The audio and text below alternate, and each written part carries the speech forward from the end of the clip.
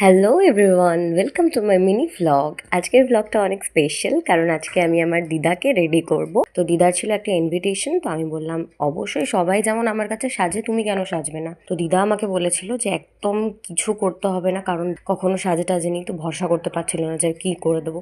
তো তোমরাও দেখো লুকটা কেমন লাগছে।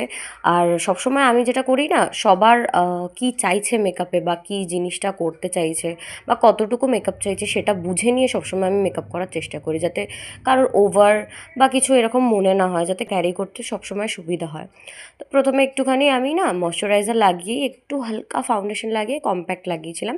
ব্যাস বেস বলতে এইটুকুই ছিল।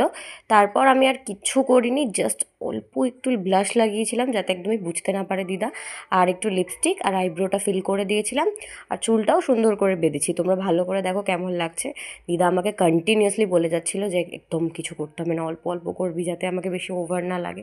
তো সেটা অবশ্যই মাথায় রেখে আমাকে জিনিসটা করতে হয়েছে। আর আমার দিদা ভীষণ কিউট, তোমরা দেখতেই পাচ্ছ। আশা করছি এই ভিডিওটা তোমাদের অনেক ভালো লাগবে। তো এরকম আরও অনেক ভিডিওস আমি নিয়ে আসবো। তো দেখো এখানে ফাইনালি আমি মেকআপ তো করেই ফেলেছি। এবার চুলটা একটুখানি একটা জাস্ট নর্মাল হোস্টেল করে দিয়েছিলাম যাতে গরম না লাগে। আর চুলটা বেঁধে দেওয়ার পর যে অ্যাক্সেসরিজগুলো সবসময় দিদা ক্যারি করে সেগুলোই পড়েছে, এর থেকে বেশি কিছু পড়া হয়নি। দিদা আমাকে বলছিল তুই এই ভিডিওগুলো পোস্ট করবি, সবাই দেখবে কি ভাববে। আমি তো জানিস তোমাদের সবার অনেক ভালো লাগবে। আর কে কে এরকম আমার মতো দিদা, মা, কাকিমা সবাইকে সাজিয়ে দাও সেটা অবশ্যই কমেন্ট সেকশনে জানাবে। তারপর আমি দিদার শাড়িটা ঠিক করে দিচ্ছিলাম, আর তারপর একটু সিঁদুর পরিয়ে দিলাম। তো অলমোস্ট না, পুরোই রেডি দিদা।